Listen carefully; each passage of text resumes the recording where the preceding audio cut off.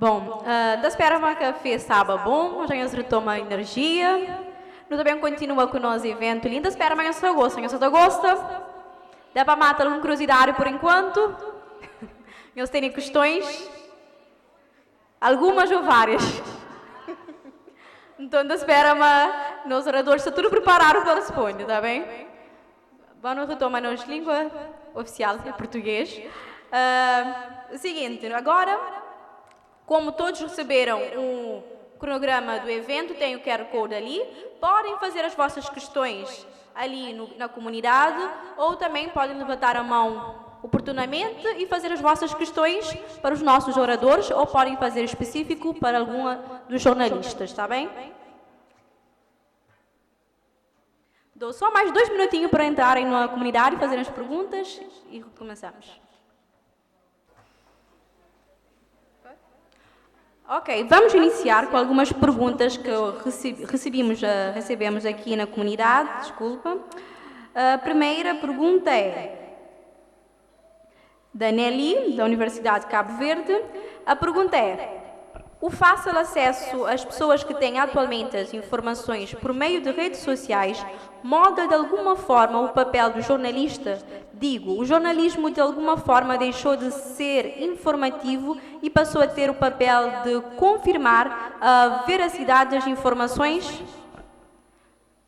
Passo só, não sei se querem responder ou para fazer todas as questões. Essa pergunta é de alguém que está online ou está na plateia? Então eu pedia que a pessoa que fez a pergunta se identifique, diga o nome e a universidade. Seria bom se cada aluno fizesse a sua pergunta pessoalmente e interagisse também. Olá, muito bom dia a todos. Eu sou a Nelicete Tavares, sou da Universidade de Cabo Verde. Devo repetir a pergunta? Okay. Por favor. A questão que eu fiz é a seguinte. No contexto atual, as pessoas têm fácil acesso às informações. Ou seja, veem por tudo, a qualquer hora e a qualquer momento, de forma fácil. A questão é, isto influencia no papel de jornalismo? Passamos de informadores a confirmadores do que passa nas redes sociais. Bem, posso começar por mim, se os colegas não se importam.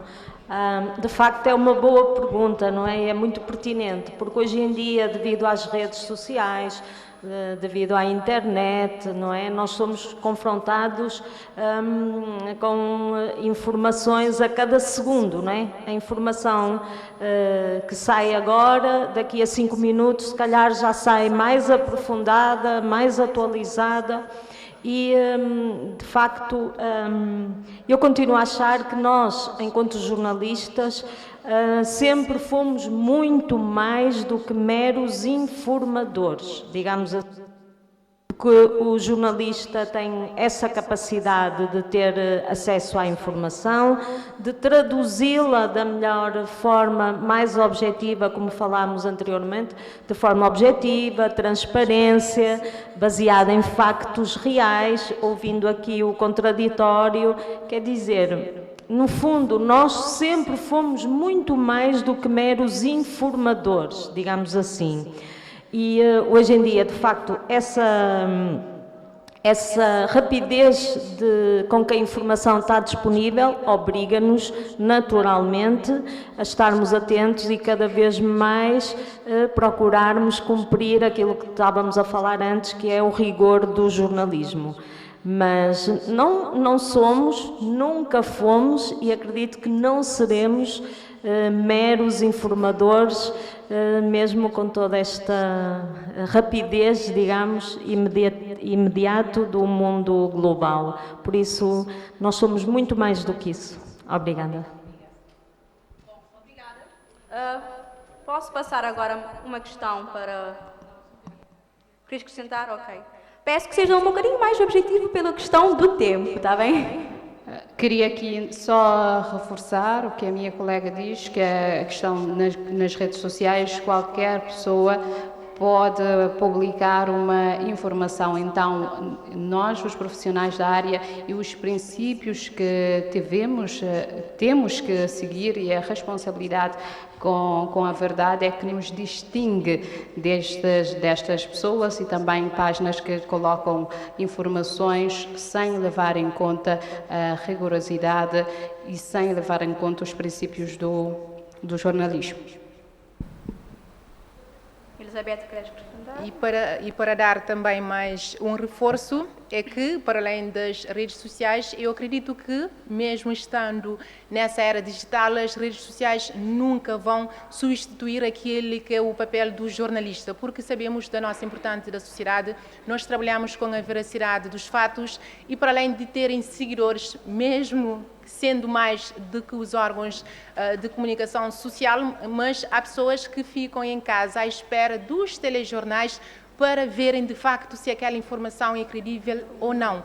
Nós, para além de informadores, temos esse papel também da formação da opinião pública. Então, eu acho que mesmo assim continuamos a ter um papel relevante. Agora, temos também um grande desafio de lutar com as pessoas que estão a fazer as informações falsas nas redes sociais. Temos que nos preocupar cada vez mais com o nosso trabalho e fazer de facto jornalismo de verdade, porque a pessoa em casa quer a informação verídica e não informação falsa. Exatamente, obrigada. Agora vou passar a questão para o Adalberto, como não. Aqui, uma pergunta que é sobre esse tema mesmo. A falta de regulamentação e fiscalização seria uma das causas do aumento das páginas de notícias não oficiais em Cabo Verde? Não existe punição para esta prática? A pergunta é da Nair Leite, aluna do curso Ciências de Comunicação da UNICV. Ela não está presente também? Tá, gostaria de... foi. Ok, muito bem. A falta de regulamentação, eu acho que existe uma lacuna enorme aqui na nossa sociedade em relação à regulamentação dessas pessoas que postam qualquer tipo de informação nas redes sociais. É desafiante, porque mesmo as entidades que regulam a comunicação social, entre outras, e as redes sociais também, não conseguem ter, não sei se ainda existe lei e normas para controlar isso, para punir essas pessoas, mas as pessoas por vezes não têm consciência, deviam ter autoconsciência em ter cuidado em colocar qualquer tipo de informação nessas plataformas, mas acredito que devia haver mais controlo, porque por vezes é muito perigoso colocar qualquer tipo de informação falsa nas plataformas. Vemos muita coisa, desde notícias, desde perfis falsos de pessoas que vão e comentam, induzem as pessoas a pensar que é outra pessoa que fez aquele post. Então acho que devia haver mais controle. Não sei se responder a questão exatamente, se querer acrescentar outra. Por exemplo, em matéria das redes sociais, isso ainda acaba por ser um desafio do país, porque, infelizmente, essa regulação ainda não está no patamar desejado, e mesmo a ARC, que é a entidade reguladora para a comunicação social, regulam todos os órgãos de comunicação social, mas quando a notícia está nas redes sociais, nem a ARC tem esse poder de regular. Enquanto isso, continuam a publicar informações e vamos continuar a ter vítimas e pessoas, se calhar, sem os seus direitos respeitados. Acho que aqui é uma lacuna do país que, tendo em conta a massificação cada vez mais das redes sociais, há que se investir nisso e dar um basta. Eu queria só também aqui acrescentar um ponto que é importante, que é o facto de, hoje em dia e nos últimos anos, tem-se assistido muita gente a acusar os jornalistas de fazerem fake news, e fala-se muito em fake news. Mas, na verdade, se nós formos reparar e fizermos uma análise profunda, olha, está aqui um bom tema para uma futura monografia. Não são os jornalistas que andam a difundir fake news, são páginas de conteúdos.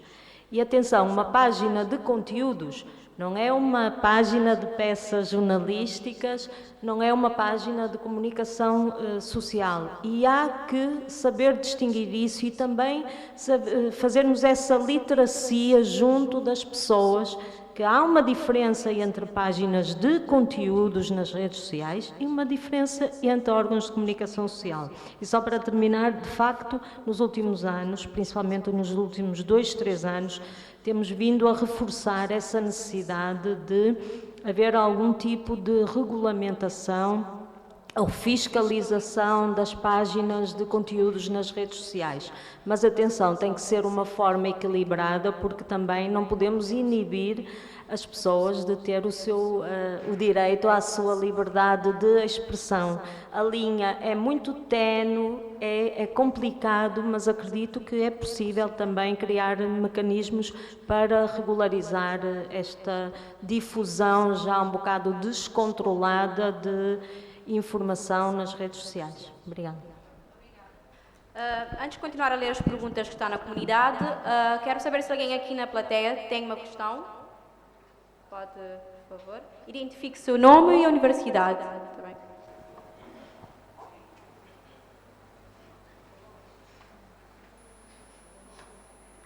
Sou a Elisa Muniz, aluna do 2º ano do curso de Ciências da Comunicação, vertente Jornalismo, na Universidade de Cabo Verde, a UniCV. Antes de mais, ou de colocar a minha questão, só queria agradecer à Record em nome da turma do 2º ano por essa iniciativa, essa colaboração de estarmos aqui bem à vontade a debater assuntos que são pertinentes para nós como futuros jornalistas. Então, muito obrigada, Record, pela essa iniciativa de estarmos aqui juntos a debater temáticas interessantes. Antes de fazer a questão outra vez, queria fazer mais uma apreciação que é relativamente ao debate ou ao painel que era o jornalismo de proximidade. A Record está de parabéns ao relatar os fatos com detalhes. Uma vez lembro-me de estar numa paragem de autocarro e uma senhora disse: ouvi sim essa notícia, mas vou esperar pela Record para receber mais detalhes. Então estão de parabéns, por favor não larguem isso dessa parte de continuidade, de dar detalhes às notícias. Agora, a minha pergunta é relativamente à censura por parte da política ou dos políticos do governo em relação às matérias. Não se lembro quem falou aqui sobre a intimidação dos supostos thugs de uma certa comunidade. Agora, os políticos tentam fazer isso, como a Record é uma emissora privada, tentam de uma certa forma cobrir uma informação para não sair essas coisas. E outra coisa para terminar é que, e se houver? Poderiam dizer, não, os políticos não podem fazer isso, mas e se fizerem? E se tentarem intimidar com a censura essas questões? Era isso, muito obrigada. Os mais à vontade. É uma pergunta difícil. Vou responder, e tratando-se de uma pergunta de uma jovem futura jornalista, eu nunca mais esqueço dela, porque participei numa formação junto com ela. Ela disse: nós, os jovens, temos mentes brilhantes. Nunca mais vou esquecer desta palavra. E ela é uma das jovens com a mente muito brilhante. Que continue assim, Elisa. Olha, em termos de censura, acho que há jornalistas que se calhar pode fazer a autocensura, mas eu falo por mim, enquanto chefe de informação da Record Cabo Verde, não é porque está aqui presente o secretário de Estado da Comunicação Social, mas nunca mesmo sentimos esta questão da censura em termos de política, ou quando, se quisermos fazer uma cobertura ou divulgar uma notícia, para chegar um e-mail ou um telefonema, alguma coisa assim para dizer: vocês não podem passar isso porque isso mais aquilo. Não. E mesmo que fosse, se tivermos uma informação que queremos passar, eu digo sempre, o compromisso do jornalista e dos jornalistas é com a verdade. Então, ninguém mesmo pode nos calar a nossa boca. Somos formados para fazer o jornalismo verdade. É disso que o cidadão, o público, espera.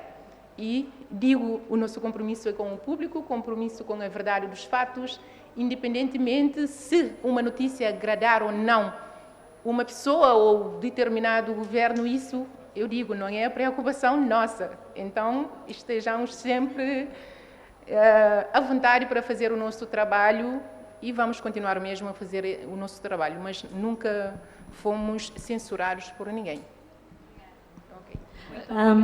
Eu gostava só, de facto, quero parabenizar porque é uma pergunta muito pertinente, é uma pergunta muito importante e que reflete aquilo que nós estivemos a falar um pouco nos 4 painéis. Elizabeth, o nosso compromisso, de facto, é esse, não é? É com o leitor, é com a população, esse é o nosso compromisso, mas, na verdade, devido a uma série de fatores, não é? A censura existe, não é? E estaríamos a ser um bocadinho a fugir à verdade se não disséssemos isso. Existe, a censura existe, existem ameaças aos jornalistas, podem não ser ameaças diretas, mas há muitas formas, não é, de intimidar, há muitas formas de tentar passar a mensagem ao jornalista de que, olha, se fizeres isto ou aquilo, podes ser penalizado. E eu estaria a ser incorreta comigo própria se dissesse a vocês que serão futuros jornalistas que é tudo um mar de rosas. Não é, é mentira. Como vimos aqui de manhã, há pouco, o acesso às fontes é muito difícil. Existe, pode existir, e digo isto descomplexadamente, frente ao Sr. Secretário de Estado, até porque somos amigos de longa data. Agora, o desafio é nós sabermos contornar essas situações no dia-a-dia, por causa do tal compromisso que nós temos com a nossa ética jornalística e com o público, com as pessoas, porque lembrem-se aquilo que disse, que se nós conseguirmos com as nossas peças jornalísticas, com as nossas reportagens, contribuir para a mudança na vida de uma comunidade, de uma pessoa que seja, o nosso jornalismo já valeu a pena. Mas a autocensura existe. Às vezes os políticos, por várias razões, digamos assim, ou as instituições, nem sempre querem passar as informações. As questões financeiras têm muita implicação também com o nosso trabalho, porque os órgãos privados, sem publicidade, sem financiamento, digamos assim, não conseguem também nem sempre dar as melhores condições aos jornalistas. A questão dos salários baixos é uma realidade, não é? Um jornalista, para desempenhar bem as suas funções, para não ser intimidado, também precisa de ter um salário condizente com aquilo que é a sua profissão, não é? Ou vocês todos andámos a estudar estes anos todos para depois ter um salário um pouquinho acima do salário mínimo? Isso é justo? Não é justo, não é? Nós temos, qualquer uma profissão, as pessoas investem na sua capacitação, investem na sua formação, então têm direito a ter um salário condigno e tudo isto parece que não, mas está tudo interligado no fim. Obrigada. Temos uma outra pergunta aqui mais descontraída para ser um bocadinho, vamos retornar depois. Quais são as principais atividades e experiência necessária para ter sucesso na área jornalística? A pergunta, quem é que se dirige a Cassandra como ninguém? Começaria por aqui dizer que, como a minha colega já tinha mencionado, há que se questionar se é realmente a área que vocês querem seguir, se realmente querem ser jornalistas, porque o jornalismo também requer aquilo que se chama de um pouco, ou na totalidade da vocação. É preciso ter vocação para se fazer o jornalismo, porque vão se deparar com diversos desafios no dia-a-dia e têm de estar aptos para exercer essa profissão com responsabilidade, ter em mente vários princípios e não ter medo, não se deixar levar por medo, por exemplo, de represálias, por medo de intimidações. Então, um jornalismo tem que ser firme e saber que ele quer levar aquela notícia até ao público, mesmo com o dito, a autocensura. Então tem que ser firme e manter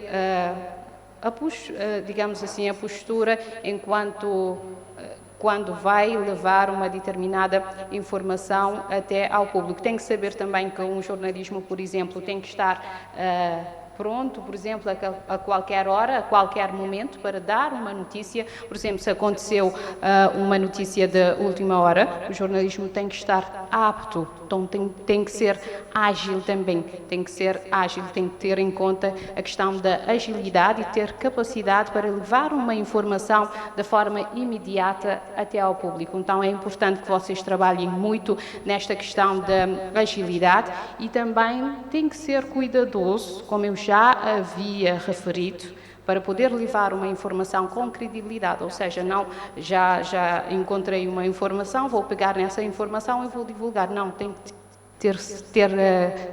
tem que ser cuidadoso e ser rigoroso ao trabalhar uma determinada notícia, uma determinada informação para levar ao público. Então, deixaria aqui que vocês têm que ter habilidade, têm que ter cuidado e estar sempre apto para a cobertura em qualquer momento de uma notícia. Os colegas? Referiu aqui, ser jornalista e ter sucesso na sua missão, na sua carreira, é praticamente ser jornalista 24 horas. Deitar, mas saber que a qualquer momento pode ser chamado para fazer qualquer cobertura, ir para casa, estar antenado, ver diversos órgãos de comunicação social, notícias do dia a dia, mesmo aqui no país, como na diáspora. Isso é muito fundamental mesmo, porque temos que acompanhar a realidade no nosso país, os factos marcantes do nosso país. Então, isso é muito importante. Também ser jornalista é ser dinâmico, ser proativo. Não vale a pena ter um jornalista na redação para ir só para receber uma nota de imprensa para ir fazer a cobertura. É ter um jornalista que chega à redação logo de manhã e diz para a chefe de informação ou para os colegas: hoje vamos fazer uma notícia sobre isso, vamos ter que sair dessa questão do papel, das conferências de imprensa, quando somos chamados. É ter ideias próprias, porque a Dona Maria em casa não quer só ver a conferência de imprensa, workshops, seminários, essas coisas. É ir nos bairros, nas zonas, conhecer a realidade das pessoas.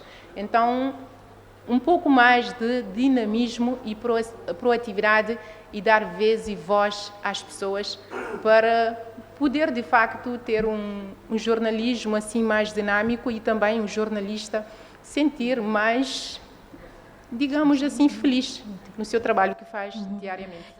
Deixa-me só acrescentar uma coisa para além do que os colegas disseram, peço desculpa, mas que é extremamente importante. Não são curiosos, se não querem saber sempre mais sobre um determinado assunto, não vão para jornalistas. Curiosidade é uma palavra-chave. E como a Elizabeth disse, é estar 24 horas por dia disponível, mesmo quando estamos de férias. Eu vou dar um exemplo muito rápido, que aconteceu comigo principalmente, que foi, eu estava de férias no Tarrafal de Santiago, uma tarde na praia, uma fonte ligou-me e disse-me: o Alex Saab está a ser extraditado neste momento. Eu escrevi aquela notícia, a Nação foi a primeira a dar aquela notícia, eu escrevi aquela notícia rápido no telemóvel, sentada na areia, de biquíni, no Tarrafal de Santiago. Ou seja, é aquilo que a Cassandra disse, é tudo muito imediato, é tudo muito rápido, não há local, não há hora, não há timing, é já. É o que acontece no momento. Portanto, e já sabem, ser curiosos é fundamental. Uma pergunta ali no público, por favor. Pode fazer a pergunta, identifique seu nome e a universidade primeiramente e para quem dirige a pergunta. Bom dia a todos. Sou Mirna, aluna da Universidade Jean Piaget de Cabo Verde. Antes de mais, queria agradecer à Record pela oportunidade de estar a participar de um debate que é muito importante para nós, os jornalistas. E a minha pergunta é para a jornalista Gisela e a Cassandra. Como a liberdade de imprensa pode ser protegida e promovida em meio de desafios como censura e desinformação? E a minha pergunta para a jornalista Cassandra é como as redes sociais e a era digital têm influenciado a forma como as notícias são disseminadas e consumidas, quais são as implicações para a liberdade e responsabilidade da imprensa? Pode repetir, por favor?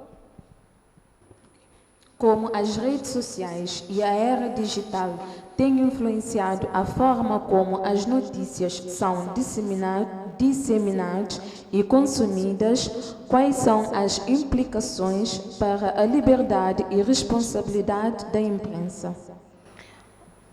Diria que as redes sociais têm permitido com que as informações chegam cada vez mais rápido às pessoas, então isso traz uma vantagem enorme, porque as pessoas que consomem o jornalismo através das redes sociais conseguem ter as informações de uma forma imediata, mas também, como já tinha referido aqui, traz também enormes desafios, como a questão da desinformação, e devemos estar sempre cientes a esta questão da desinformação e dos fake news, e também é um trabalho nosso, né, que é um desafio nosso, combater a desinformação para levar uma informação verídica até às pessoas que consomem este tipo de conteúdo pelas redes sociais, e contribuir também para a formação da opinião das pessoas, combatendo os ditos fake news. Então, eu diria que temos essa liberdade, e podemos observar, por exemplo, que as páginas não oficiais, elas têm praticamente total liberdade para publicar diversos tipos de conteúdo, e muitas vezes isso faz com que estes órgãos acabam por, órgãos não corrigindo estas páginas ou particulares, acabam por disseminar ou divulgar notícias falsas. Têm quase que total liberdade ali nas redes sociais, mas nós temos a nossa liberdade da imprensa, mas temos as nossas responsabilidades, mesmo que ainda no país não temos essa liberdade de imprensa plena, na totalidade, porque sabemos que não temos isso, mas nós temos as nossas responsabilidades enquanto órgãos da comunicação social. Então, tem aspectos que devemos ter em conta antes de publicar qualquer informação. Então, temos de estar sempre atentos e saber subtrair e ver como é que o nosso trabalho influencia, né, a opinião pública, tentar levar o conteúdo às pessoas cada vez mais, pegando na questão da liberdade de imprensa, e também num combate a esta questão da disseminação de notícias falsas, para mudar, né, a formação da opinião pública. Ok, como preservar, não é? Como proteger a liberdade de imprensa? Preservar e proteger a liberdade de imprensa é proteger e preservar a democracia, não é? Aquele direito que todos nós temos, não é? De sermos cidadãos, de exercermos a nossa cidadania. E o que é isso? Em relação aos jornalistas, isso é dar condições de trabalho.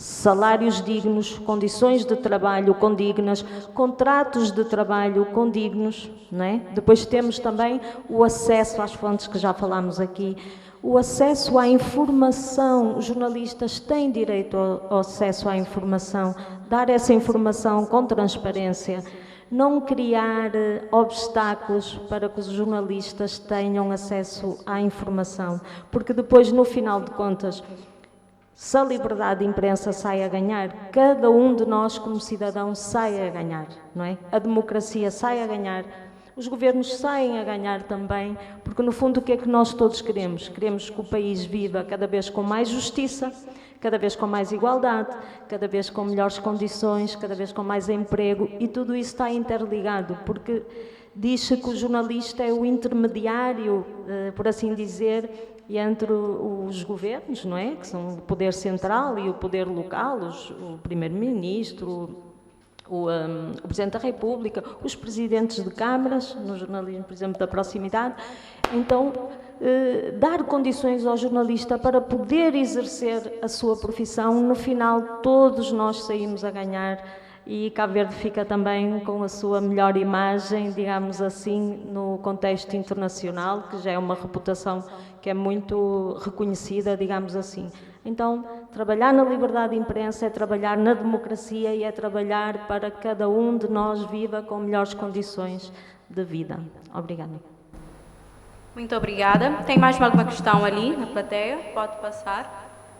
Só por questão do tempo, tá bem, pessoal? Sejam rápidos e breves. Muito bom dia a todos. Sou a Anete Martins, estudante do 3º ano do curso Ciências da Comunicação na Universidade Jean Piaget de Cabo Verde. Queria agradecer à Record pelo convite e pela professora que nos trouxe aqui. E, antes de mais, nada do que foi dito aqui é novidade para nós, os alunos, porque temos uma disciplina que estudamos praticamente tudo isso, e isso veio nos aprofundar, ou seja, nos aprimorar o conhecimento acerca disso. E penso que eu e os meus colegas vamos sair daqui mais capacitados acerca desses temas. E tenho uma pergunta sobre o jornalismo de proximidade, que é o que podemos fazer para educar ou reeducar a população sobre a liberdade de imprensa face aos nossos direitos de expressão. Obrigada. Qualquer um de vocês pode responder. Podem responder, sim. Mais uma vez, só para ficar mais esclarecida, né? O que pode ser feito para educar ou reeducar a população sobre a liberdade de imprensa face aos nossos direitos de expressão? Posso complementar, por exemplo, as páginas saem e publicam qualquer coisa e não tem punição. Mas se os jornalistas fizerem isso, é punido. Então, por exemplo, vão sair para fazer uma peça, a senhora disse que houve uma tentativa de ameaça em que os jornalistas foram proibidos de fazer a cobertura. Então, o que podem fazer, ou o que podemos fazer para educar a população face à liberdade? Sempre nós, os profissionais da comunicação social, fazemos esse trabalho de chegar no terreno, falar com as pessoas, mas depende também do estado das pessoas, estado psicológico, porque podemos chegar lá e encontrar uma pessoa com algum comportamento desviante, enfim, que nem mesmo os jornalistas, se calhar a polícia pode ter essa capacidade de lidar com certos comportamentos. Mas chegamos lá e fazemos o nosso trabalho, focado nesse trabalho de fazer a recolha de informações, ouvir o contraditório quando é necessário, e também a pessoa tem a sua liberdade de expressão, mas às vezes há casos, por exemplo, de pessoas que chamam para fazer uma determinada notícia e quando chegamos lá a pessoa já não quer falar, quer deixar tudo sob a responsabilidade do jornalista. Às vezes também não é bem assim, porque quando um jornalista, por exemplo, apoia mais nas fontes anónimas, a pessoa tem o seu problema, a pessoa não quer dar a cara porque não quer sentir assim, tipo, como a pessoa avisada, ou para ter mais riscos mais tarde, deixar tudo pela voz da jornalista para fazer esse trabalho, às vezes é um bocadinho complicado, mas sempre tentamos chegar lá, conversar com a pessoa, para dar a entrevista. A pessoa tem vez e voz, mas depende da pessoa realmente se quer ter a voz mesmo para falar, expressar aquilo que está ali incomodar ou que quer ser resolvido. Às vezes é um bocadinho complicado. Naquele caso, como eu referi, a minha colega chegou lá, era um caso de delinquência juvenil que estava a colocar em causa a segurança das pessoas naquele bairro.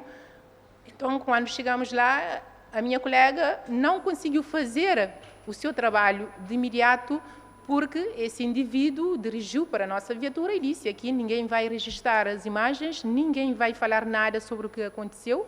Então a minha colega teve a ousadia de chamar a polícia e depois a polícia dirigiu para lá e ela conseguiu fazer o trabalho. Mas, é claro, isso coloca em causa a liberdade de imprensa, coloca em causa a nossa democracia, porque são fatores que estão ligados. Mas há pessoas que não estão interessadas com isso. Pensa no seu bem-estar, mas não pensa no trabalho que o jornalista tem que fazer, na sua responsabilidade de informar o público. E às vezes fica difícil mesmo fazer esse trabalho e responder a esse desafio concretamente. Não sei se... Queria só acrescentar que também acho que o mesmo os órgãos de comunicação social, tanto também as autoridades, deviam fazer algo, deviam apostar cada vez mais na sensibilização da população, passar essa mensagem de que não devem ter certos tipos de comportamento. Eu também já estive no terreno a fazer peça em que senti ameaçado, tentaram bloquear-me para não fazer o meu trabalho, você não pode fazer isso, tem que esperar e tal.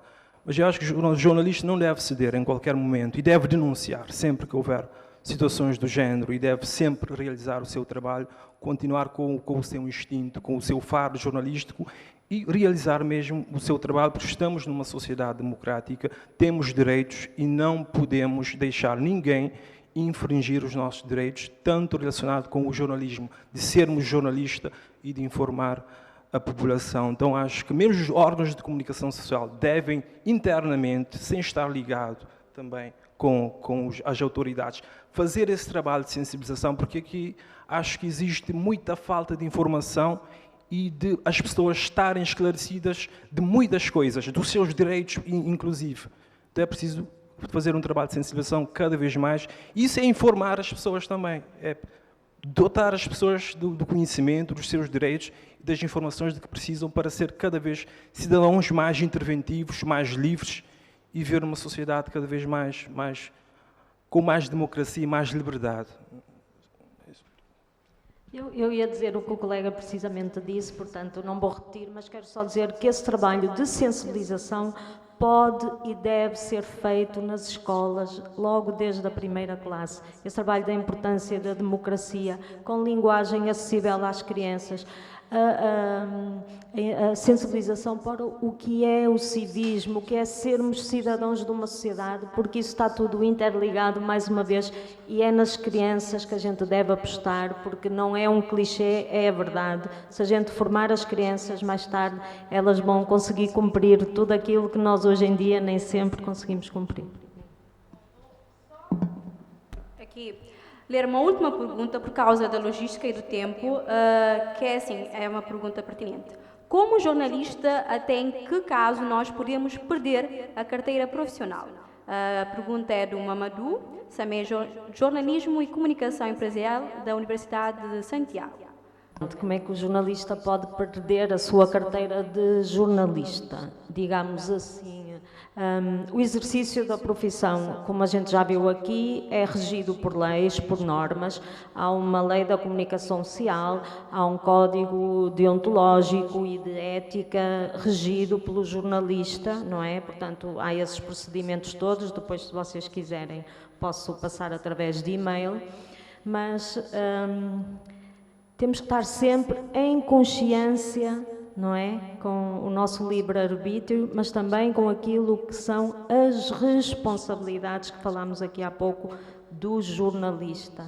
Se nós incumprirmos essas nossas responsabilidades, esses nossos deveres, se entrarmos em contradição, não é, com aquilo que é o exercício da profissão, nós podemos perder a carteira.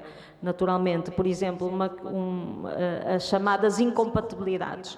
Ora bem, eu ou sou jornalista ou sou assessor de imprensa. Este é o exercício mais prático que eu vos consigo transmitir, embora haja umas coisas mais complexas, mas que para já vocês ainda são muito novos, não interessa. Mas é isso, a incompatibilidade neste momento em Cabo Verde prende-se mais com... Portanto, não fazer publicidades. Um jornalista, por exemplo, na prática, não pode dar a sua voz a publicidades, não é? Não pode fazer uma publicidade para uma instituição, um partido, uma empresa, etc. Não pode apoiar determinado partido ou determinado político numa eleição. Não pode, digamos assim, tecer comentários a favor de um ou do outro. Mas atenção, isso não quer dizer que um jornalista também não tenha direito à sua opinião, não é? Naturalmente, cada um de nós tem a sua religião, tem os seus valores próprios, desde que não interfira com aquilo que é o código e que é a lei que rege a profissão do jornalista. Neste momento, por exemplo, quando alguém vai para a assessoria de imprensa e tem uma carteira profissional, existe a Comissão da Carteira Profissional de Jornalista, como disse que eu e a Elizabeth fazemos parte, e quando alguém vai para assessor de imprensa, o que já vimos que acontece bastante, a pessoa entrega a sua carteira jornalística na Comissão de Jornalista. Depois, quando deixa a profissão de assessor e quer ingressar outra vez no jornalismo, tem um período que a gente chama o período de nojo, que é 6 meses até entrar novamente na profissão de jornalista. E isso acontece com muita frequência. E já aconteceu com muita gente, muitos colegas que estão na assessoria, depois querem regressar ao jornalismo ou vice-versa. Portanto, basicamente é essas questões associadas à publicidade, a dar a cara por determinadas instituições, empresas, partidos ou políticos e seguir as normas direitinhas da Lei da Comunicação Social, mas nunca se esqueçam que um jornalista não deixa de ser um cidadão. Tá bom? Obrigada. Gisela, tem mais uma questão também. Um jornalista não pode fazer papel de mestre de cerimónia, ainda mais se tratar, por exemplo, de um evento político promovido, por exemplo, pelo governo ou qualquer ato ligado, por exemplo, à política. Mas, nesse caso, se fizer e continuar a fazer, a Comissão de Carteira Profissional pode cassar a carteira do jornalista e agora mesmo várias pessoas fazem denúncias, enviam mensagens para a Comissão. Nós também, que fazemos parte da Comissão, então, se estamos a observar isso, os colegas levam lá essa preocupação para a reunião, reunimos mensalmente, então tomamos as devidas a palavra não está a sair, mas já... Enfim, mas outra coisa, um jornalista, por exemplo, pode associar algum ato assim social que não põe em causa a questão da incompatibilidade da função que desempenha aquele jornalista. Eu posso participar numa campanha, por exemplo, qualquer coisa ligada à VBG, para sensibilizar as pessoas para não praticarem casos de VBG, essas coisas, promoção de valores sociais, isso não tem problemas. Era isso mesmo que eu queria acrescentar. Agora vamos para uma parte de homenagem da parte da Record para as universidades aqui presentes, umas considerações finais pelo nosso diretor administrativo da Record, Éder Fialha. Por favor. Uma salva de palmas.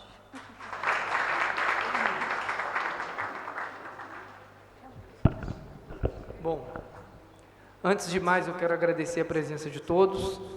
Esse quórum aqui prova que esse tema ele é pertinente, ele é importante e eu fico muito feliz de saber que é de extremo interesse dos futuros jornalistas do país participarem de uma conversa aberta como essa. Quero agradecer a presença. Eu sei que eu não costumo escrever discurso, mas eu estou diante de uma plateia de senso crítico. Então é melhor fazer isso, né? Melhor do que errar. Eu quero agradecer o excelentíssimo secretário adjunto para a comunicação social, Lourenço Lopes, pela presença, eminente vice-presidente da JOC, Gisela Coelho, também, conferencista do nosso painel, os magníficos reitores e coordenadores dos cursos de jornalismo, em nome de quem eu aproveito para cumprimentar também todos os universitários, alunos e interessados no tema, magníficos reitores das universidades, digníssimos jornalistas, conferencistas desse painel, em nome dos quais também cumprimento todos os jornalistas aqui presentes e os profissionais da área técnica, que sem eles nada disso seria possível. Né? Todos presentes, meus agradecimentos por estarem aqui. Eu quero, antes de fazer aqui a homenagem às universidades, tecer algumas palavras. Há 4 anos atrás eu chegava aqui em Cabo Verde, precisamente em 2020, um dia antes da última chuva que devastou praticamente aqui a cidade da praia, e encontrei um cenário que era muito familiar para mim, porque eu vinha de outro país africano, com problemas de infraestrutura, então aquela situação era muito comum, né? Mas 2 dias depois eu fui impactado pela reação, tanto da população quanto das autoridades, e eu percebi que quase tudo já tinha voltado à normalidade. Aquilo para mim já não era comum, porque eu passei em vários países africanos e eu estava acostumado que aquilo perdurasse durante um bom tempo. Daqui a pouco você vai entender porque eu estou falando isso. Lembro-me, inclusive, descendo aqui dessa estrada de Achada Santo Antônio para Chão de Areia, que tinha ali um muro de contenção que foi totalmente destruído e 2 dias depois estava praticamente reconstruído. Aquilo para mim foi um impacto positivo, além da famosa morabeza cabo-verdiana, que você já sente quando chega no aeroporto. Aquilo, seu secretário, teve um impacto positivo muito grande e uma frase ecoou na minha mente assim muito forte: esse país é diferente. E eu tive que reconfigurar o meu mindset, porque eu vinha para cá com um objetivo, mas eu percebi que havia um potencial em Cabo Verde. Tive que reconfigurar e passei a ver Cabo Verde como não apenas um lugar onde a Record precisava ser sustentável, mas um lugar onde a Record precisa contribuir e precisa estar na vanguarda de alguns temas. E o jornalismo da Record, já há muito tempo, mais de alguns anos para cá, nós decidimos fazer a diferença, porque estamos em um país diferente. Hoje, 4 anos depois, eu estou aqui para reafirmar que Cabo Verde é diferente. E um país diferente como Cabo Verde não pode estar indiferente para aquilo que acontece nas principais democracias do país. A liberdade de imprensa, eu não sou jornalista, mas eu consumo jornalismo. A liberdade de imprensa é a protetora da liberdade de expressão. A liberdade de expressão é um direito máximo, mas a liberdade de imprensa é a protetora da liberdade de expressão. E entendendo isso é que a Record busca fazer esse jornalismo de proximidade, e enquanto o diretor da Record é aquele que está junto com o nosso conselho nas tomadas de decisões, eu quero dizer para vocês que esse ano de 2024 também é o ano da diferença para a Record. É o ano que vocês vão, a partir dos próximos meses, ver um jornalismo muito mais comunicativo, um jornalismo muito mais prospecto nas comunidades, um jornalismo que dá ainda mais voz às pessoas e um jornalismo que vai trabalhar naquilo que nós temos de diferencial, que é a nossa forma de comunicar. A Record reafirma o seu compromisso com a liberdade de imprensa no país. Nós estamos aqui para dar um primeiro passo e estar nessa vanguarda do jornalismo de proximidade, reafirmar o nosso compromisso em contribuir para um ambiente de liberdade de imprensa que seja de fato plena, não apenas a liberdade de imprensa consagrada na Constituição da República, mas, sobretudo, sacramentada no pensamento livre de jornalistas que tenham coragem de perguntar a quem tem que perguntar, de serem ouvidos por quem tem que ouvir, de questionar a quem tem que questionar e de obter respostas de quem tem que responder.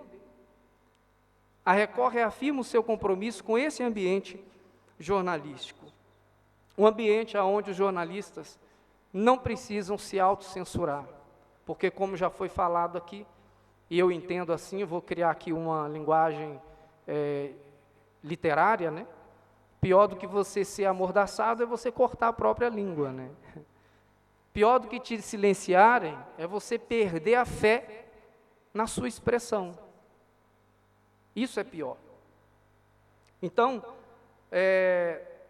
desse ambiente onde a vocação do jornalista esteja acima do serviço que ele pode prestar, a Record reafirma o seu compromisso em contribuir para que essa liberdade ela seja plena. Não apenas para a Record, que a Record possa ser um exemplo para as outras, para esse ambiente onde o jornalismo ele possa contribuir para o desenvolvimento social. Enfim, eu termino mais uma vez agradecendo a todos os presentes por esse riquíssimo debate. Acho que faltou tempo, né? Precisaríamos de mais tempo, que bom, porque a Record vai promover mais eventos como esse. Tá? Nós temos um projeto que vai impactar todos vocês, que é um projeto onde vamos trabalhar com futuros jornalistas, desde a sua tenra infância até a sua fase adulta. Mais tarde vocês vão ouvir sobre isso. E aqui está reunido passado, presente e futuro. E a Record conta com vocês para disseminar esse jornalismo de proximidade. Quem dera pudéssemos futuramente contratar todos, né? Mas essa não é a intenção da Record.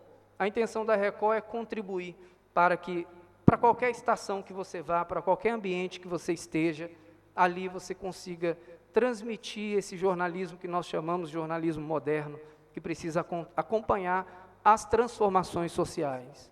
Nenhum jornalismo no mundo vai impedir as transformações sociais. O jornalismo inteligente acompanha essas transformações e está cada vez mais perto das pessoas, porque a melhor forma de você mostrar a verdade, a melhor forma de você garantir que não haja notícias falsas, é você estar perto, ter a confiança daqueles que ouvem vocês. Essa é a única forma de impedir que notícias falsas se disseminem. Bom, para os jornalistas do presente e do futuro, nunca se esqueçam, Cabo Verde é o quê? É diferente.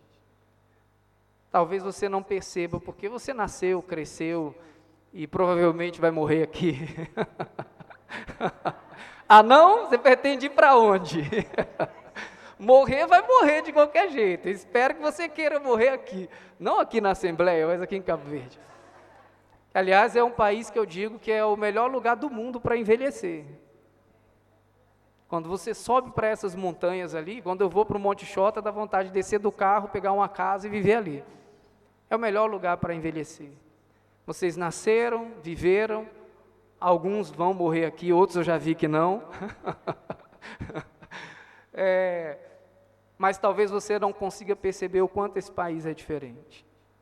E eu não sou político, não estou falando isso por política, estou dizendo porque realmente Cabo Verde é diferente. Eu quero quebrar aqui um pouco do programa e convidar o secretário adjunto para a gente ganhar um pouquinho de tempo, para me ajudar aqui numa surpresa que nós preparamos para as universidades. Nós queremos entregar quadros de menções honrosas para essas universidades, que contribuem não somente com a Record, mas contribuem para o futuro da liberdade de expressão.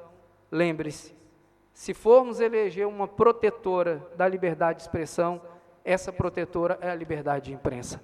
Então, as universidades que estão aqui presentes, elas merecem uma salva de palmas.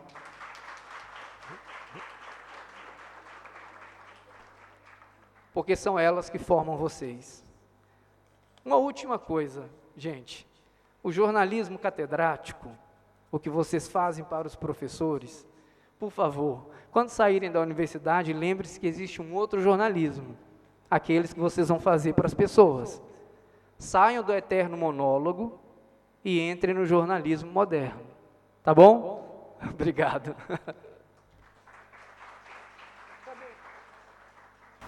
Está aqui? Seu secretário, por favor. Depois é o senhor que vai vir depois de mim, então. Pode.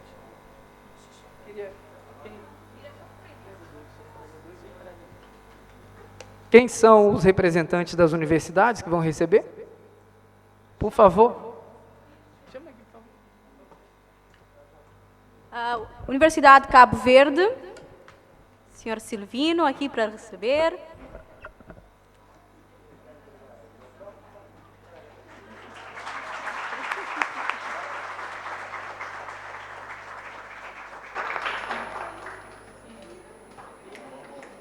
Universidade de Santiago está presente.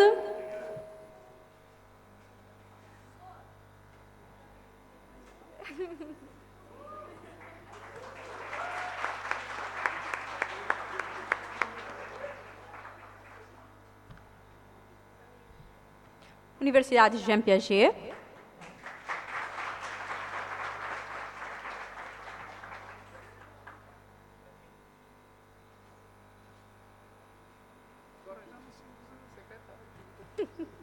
Agora já convido o senhor secretário adjunto do primeiro-ministro.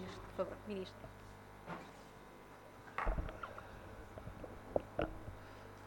Muito bom dia, penso que ainda é bom dia, não é? A todos, tratando-se de uma conversa, eu dispensei qualquer tipo de discurso.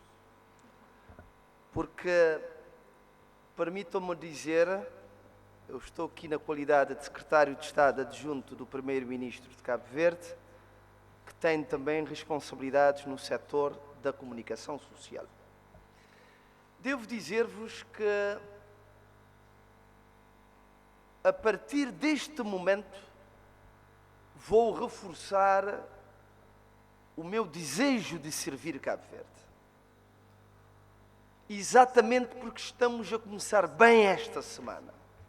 Numa segunda de manhã, ver tanta juventude nesta área da comunicação social e vejo muitas mulheres. Este é um sinal de fé, é um sinal de que o setor da comunicação social tem um futuro garantido em Cabo Verde.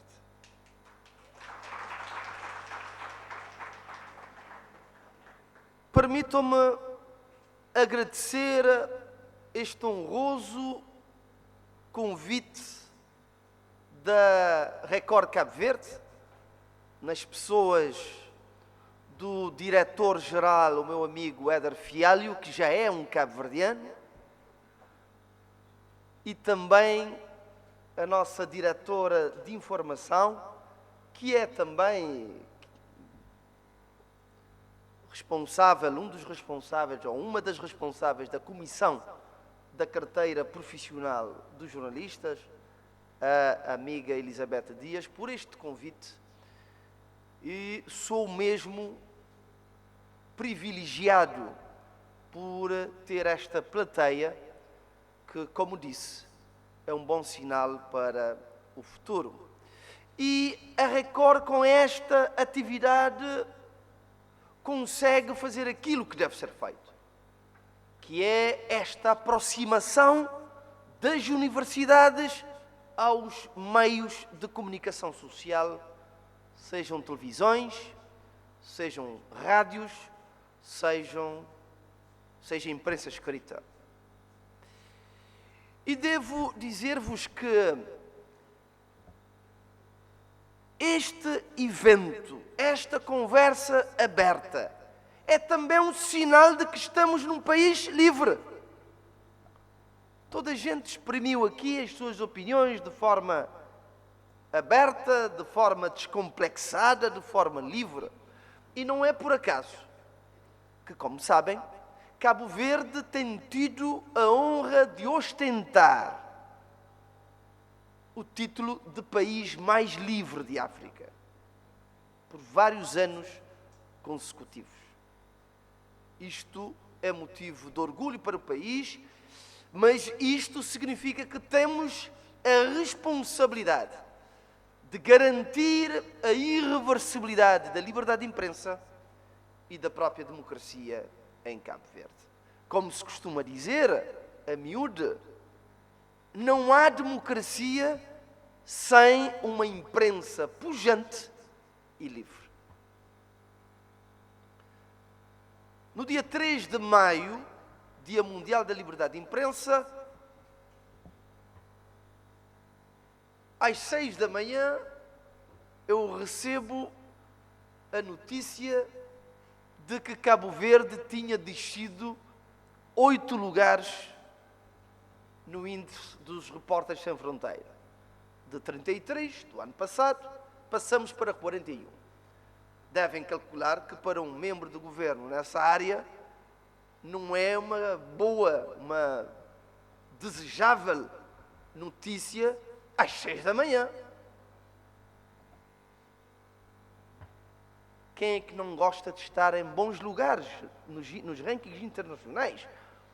Nós somos o país mais livre de África. E um dos elementos dessa liberdade em África também é a liberdade de imprensa, que se inspira também num dos princípios fundacionais da Constituição Democrática de 1922, que é a liberdade de expressão. Perante essa descida no ranking, qual deve ser o posicionamento do governo de Cabo Verde. Mas eu pergunto-vos, independentemente do lugar onde nos encontramos,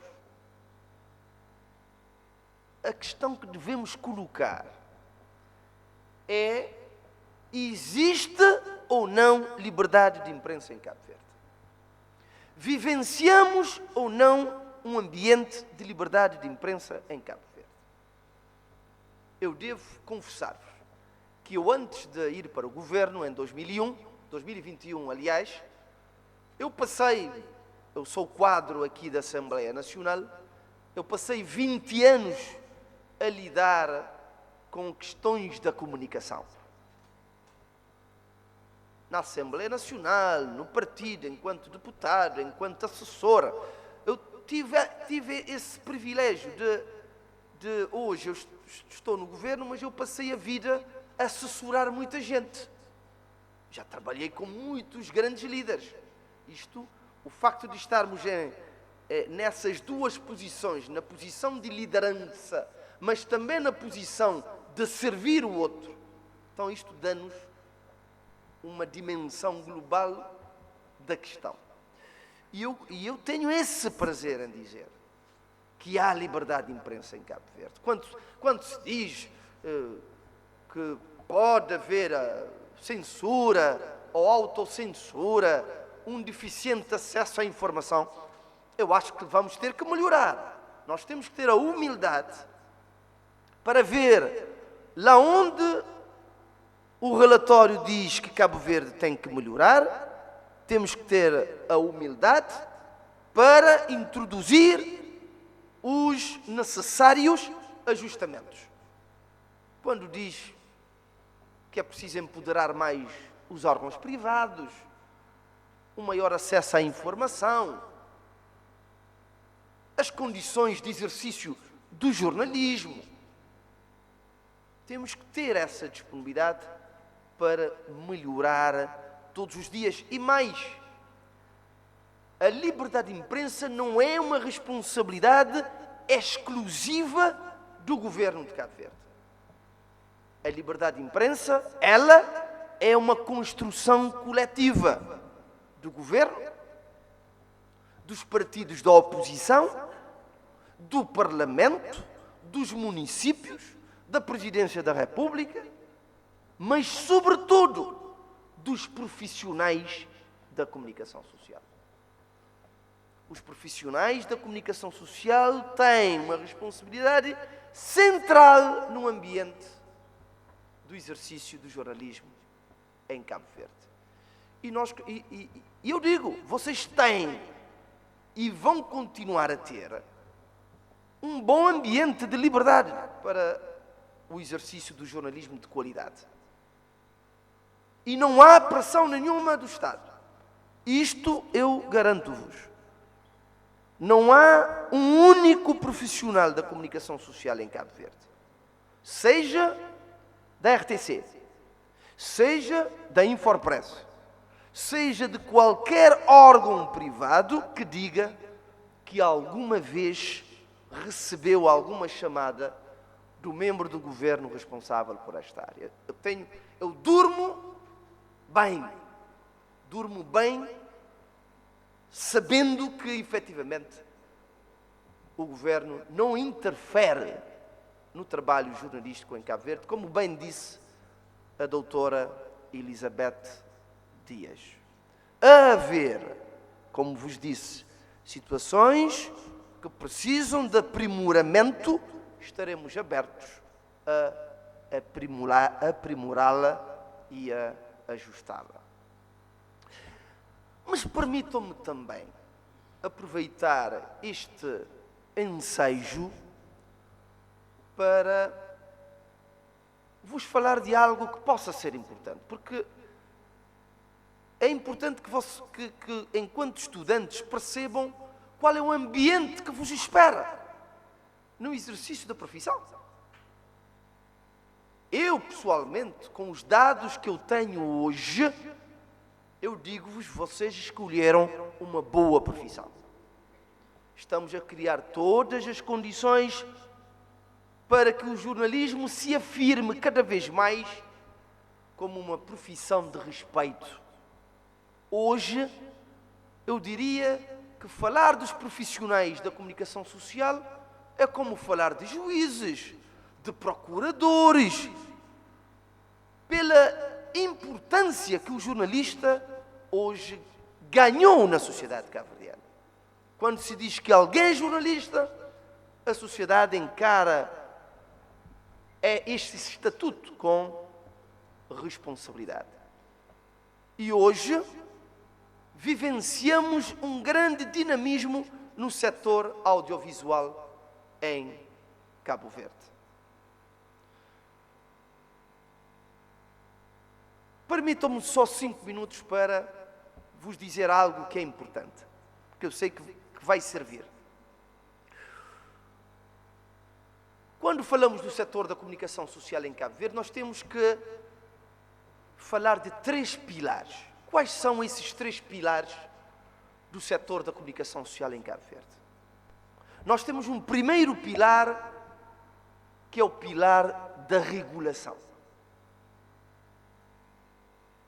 Nós perguntamos, temos ou não temos um setor de regulação em Cabo Verde? Nós temos. Podemos afirmá-lo com assertividade, com segurança, que temos uma autoridade reguladora, que é a ARC, a Autoridade Reguladora para a Comunicação Social, criada no âmbito da revisão da Constituição em 2010, mas instalada em 2015. Nós temos uma autoridade reguladora que é pujante e que é verdadeiramente independente em relação ao poder político. Hoje há competências que eram do governo. Por exemplo, alguém quer criar um canal de televisão ou uma rádio. Não é uma competência do governo. Hoje, essa competência do licenciamento de órgãos de comunicação social está com a ARC. Isto para mostrar essa intenção do governo em se afastar, digamos, da gestão administrativa do setor da comunicação social. E a revisão dos estatutos de 2020 da ARC veio reforçar a independência da autoridade reguladora. Mas há um segundo pilar da comunicação social, que é o setor público da comunicação social. Mas qual é o setor público da comunicação social? Nós temos a Agência Cabo-Verdiana de Notícias, que é a Infopress, que está sob a tutela do governo. Nós hoje podemos dizer também que já cumprimos cerca de 95% dos compromissos com a Infopress. Mas vocês perguntam, mas 95% do quê?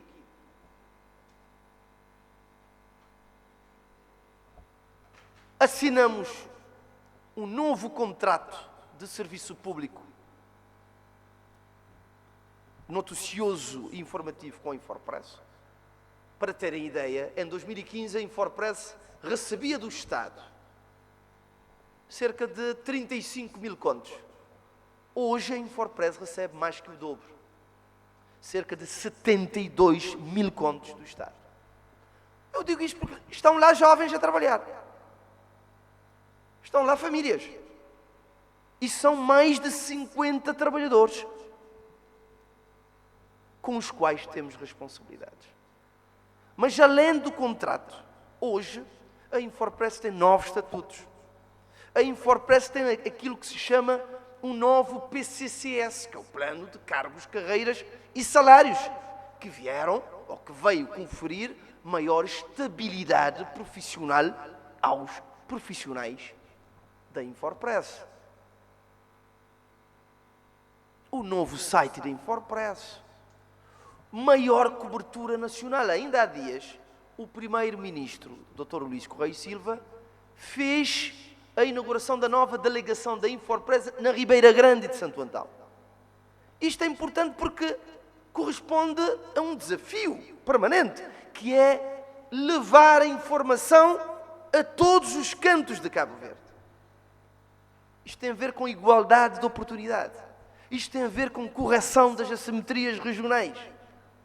Isto significa dar voz às populações, esse jornalismo de proximidade. Do mesmo modo que eu, pessoalmente, eu tinha inaugurado há 3 meses a inauguração da Infopress em Assumada, em Santiago Norte. E o objetivo é ter a delegação da Infopress em todas as ilhas. Hoje, dá-me prazer ir à Infopress, porque os profissionais estão altamente motivados para um jornalismo objetivo e de qualidade. Mas dentro deste pilar, que é o setor público, nós temos a rádio e televisão cabo-verdiana. Vocês têm noção? Quem é que me pode dizer quantos trabalhadores tem a RTC? Alguém sabe dizer-me? A RTC tem cerca de 250 trabalhadores, espalhados por todas as ilhas. Significa que é uma grande responsabilidade a administração da RTC garantir salários para toda essa gente. Todos os meses. Estamos a falar numa empresa que tem cerca de 35 mil contos por mês de responsabilidades. Isto é responsabilidade mesmo. E nós temos dado atenção também à RTC. Desde 1997, a RTC recebia, por exemplo, do Estado, cerca de 48 mil contos por ano. Hoje, no orçamento de 2024, a RTC passou a receber de 48 mil, passou para 86 mil contos. Quase o dobro. Isto é sinal de confiança. Se o governo não confia, não faz isso. Eu digo isto porque muitos de vós vai trabalhar na RTC. Outros vão para Record, outros vão para Tiver, outros irão para o Expresso das Ilhas, para o Jornal da Nação. Não é?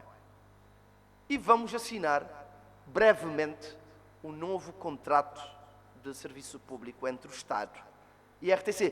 Porque o Estado, embora a RTC seja do Estado, o Estado não manda na RTC. Nós relacionamos com a RTC na base de um contrato em que o Estado injeta determinados recursos e a RTC devolve com o quê? Com o Serviço Público de Rádio e Televisão. Nós hoje, por exemplo, temos uma correspondente da RTC em Lisboa, da mesma forma que temos uma correspondente da Infopress em Lisboa. Isto na perspectiva também, não só da promoção do país, mas também da própria participação e integração da nossa diáspora. Mas há um terceiro pilar, que é um pilar que provavelmente mais interessa neste momento, que é o setor privado da comunicação social. E o relatório dos Repórteres Sem Fronteiras aponta esse elemento, esse constrangimento, que é a necessidade de termos de empoderar mais os órgãos privados. Mas quem são os órgãos privados? Hoje, mercê de um setor audiovisual dinâmico, temos muitos órgãos da comunicação social. Temos a Record, temos a Tiver, temos a TV Cidade, temos a TVA, temos o Expresso das Ilhas, o Jornal da Nação e tantos outros órgãos de comunicação social privados. Nós temos, por exemplo, ainda no final de 2023, apoiamos cerca de 23 rádios em Cabo Verde. 13 rádios privadas e 10 rádios comunitárias. Vocês precisam, como profissionais, como estudantes, saber como é que funcionam as rádios comunitárias em Cabo Verde. A rádio comunitária de Ponta d'Água, a rádio comunitária dos Espargos, de Santa Maria, do Paúl, da Ribeira Brava. Ou seja, este conhecimento, é importante ter essa ideia de como é que está o setor da comunicação social em Cabo Verde. Vocês perguntam, mas o que é que existe no setor privado? Que apoios nós damos ao setor privado da comunicação social? Neste momento, nós temos 3 ou 4 mecanismos de apoio. Nós temos a lei de incentivos fiscais. A lei de incentivos fiscais, por exemplo, permite que um órgão de comunicação social privado importe equipamentos ou viatura sem nenhum compromisso com as alfândegas. Isto é um grande apoio. Se você importa uma viatura e não paga pela alfândega, é um grande apoio. Da mesma forma, em relação aos equipamentos. Mas também nós temos a Lei de Incentivos de 2017, em que disponibilizamos 15 mil contos todos os anos aos órgãos privados. Mas já também uma grande reforma que aconteceu em Cabo Verde e que pouca gente fala, que é a TDT, que é a Televisão Digital Terrestre. Vocês sabem quanto é que o Estado de Cabo Verde investiu para termos a TDT em Cabo Verde? Cerca de 10 milhões de euros. Cerca de 1,3 milhões de contos cabo-verdianos para termos a televisão digital terrestre. Mas isto é importante porque hoje 98% da população de Cabo Verde tem acesso aos sinais de televisão. Para que alguém que esteja na Atalaia dos Mosteiros consiga ver a Record Cabo Verde. Para alguém que esteja na Garça de Santo Antão, consiga ver a televisão de Cabo Verde. Ou para alguém que esteja em Tantum, na Brava, consiga ver a TV Cidade. Isto são ganhos da democracia, que é aproximar a informação das populações. E mais, eu tenho também que dizer, as televisões privadas deviam estar a pagar pelos sinais TDT. Vocês sabem quanto é que uma televisão paga a Cabo Verde Broadcast? Segundo os estudos, deviam estar a pagar cerca de 300 a 400 contos por mês. Por causa desse acesso aos sinais. Mas por decisão também nossa, as televisões não pagam absolutamente nada à Cabo Verde Broadcast. Portanto, quando se fala que não há apoio ao setor privado, não é bem assim. Nós temos que ser, eu costumo dizer que transparência gera confiança. Nós temos que saber bem qual é a situação e o que é que nós podemos fazer e o que é que nós vamos fazer para reforçar. A senhora Éder Fialho quer aqui, através da TV Record, que promove esta boa conversa, garantir 2 coisas aos órgãos privados de comunicação social. Estamos a trabalhar neste preciso momento em 2 diplomas que vão empoderar o setor privado de comunicação social. O primeiro diploma é a lei sobre a publicidade institucional. Porque as televisões vivem, sobretudo, de publicidade. Então, nós vamos regular o setor da publicidade para que os órgãos privados tenham um maior acesso. E vai receber, entre hoje e amanhã de manhã, essa proposta que já foi recebida pelos outros órgãos há várias semanas, por razões processuais não terá chegado à Record, mas o nosso consultor jurídico estará a enviar ainda hoje até amanhã essa proposta. Mas o segundo diploma também que é importante, que é conferir estatuto de utilidade pública aos órgãos privados de comunicação social. Esses 2 instrumentos vão empoderar os órgãos na perspectiva também dos órgãos, quando estiverem empoderados, poderão fazer o quê?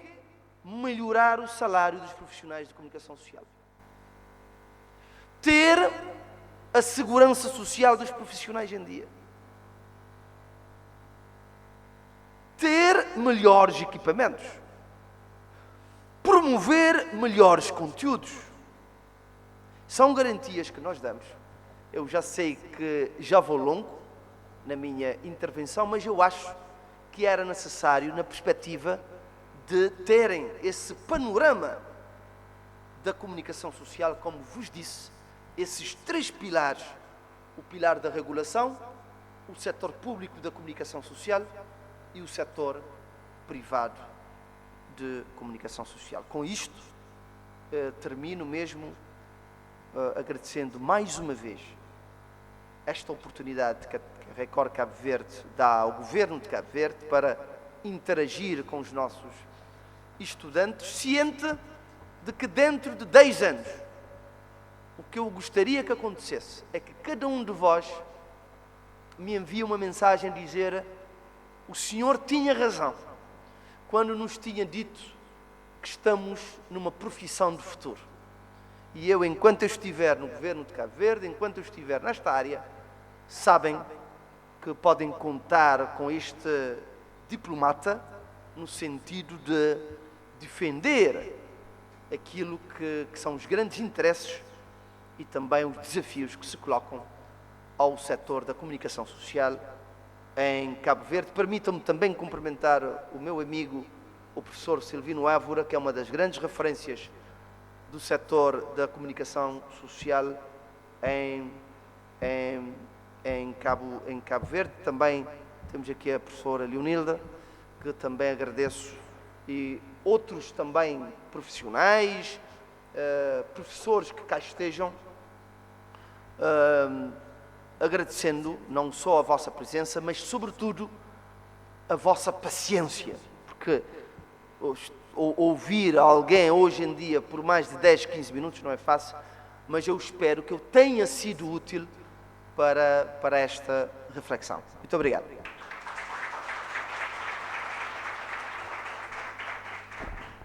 E com este discurso encerramos o evento. Agradecemos a todos os presentes, oradores, os nossos jornalistas, colegas, e que possamos nos encontrar no futuro, como o senhor disse, futuros jornalistas. Aqui o futuro vos espera grandes coisas e a Record também está de portas abertas. Estou a fazer o convite.